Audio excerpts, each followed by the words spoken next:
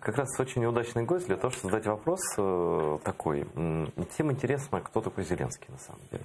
Его мало кто знает. Ну, мало кто с ним работал вместе, это достаточно узкий круг людей, ну, специфических кругов, творческих и так далее. Вы-то не из творческих кругов совершенно, да? Більше того, ви знаєте, я до виборів сумнівався в тому, що Зеленський може бути хорошим президентом. Саме тому, що я не був з ним знайомий і, скажімо, вже коли тривав перший тур виборів, я поспілкувався з людьми, які вже увійшли тоді до нього в команду. Це в першу чергу Айварас Абрамавичус, який є моїм добрим другом, і він тоді вже приєднався до команди. Потім Андрій Герус, інші люди, які приєднались до його команди. Я почав у них розпитувати, хто такий Володимир Зеленський.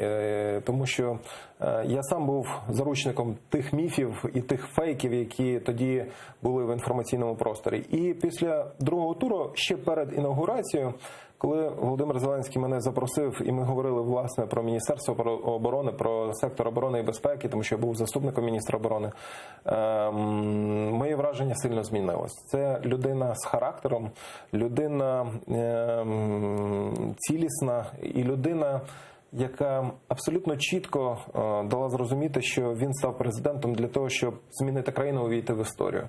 І він абсолютно щирий в цьому бажанні, і я переконаний в тому, що у нього це вдасться. Більше того, я переконаний в тому, що зараз у України історичне вікно можливостей, і я б зараз згадав слова Кеннеді, який колись сказав: не думай, не питай, що країна зробила для тебе, скажи відповідь про те, що ти зробив для країни. Є така цитата. От зараз якраз я думаю, що нам всім варто об'єднатися для того, щоб допомогти президенту і зробити країну успішною, європейською, повернути тимчасово окуповані території і зробити насправді Україну регіональним лідером країн Східної Європи. То есть я правильно вас понял, что вы абсолютно уверен, что Зеленский пришел во власть не для того, чтобы там обогатиться, выстроить коррупционные схемы? 1000% я в цьому переконаний. Повторюсь, у нас з президентом, ну, у мене як у голови обласної державної адміністрації регулярна комунікація.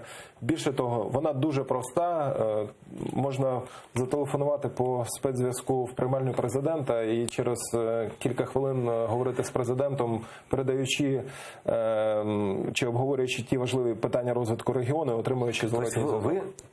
Ну, не то, что прям на совсем прямой связи, но по спецсвязи вы можете выйти на него быстро. Я вам отвечаю. Принаймні, я кілька разів це робив, він відповідав. Більше того, його відповіді завжди були щирими і прямими. Тому я абсолютно переконаний в тому, що сьогодні ми маємо президента, який хоче і може змінити країну на краще.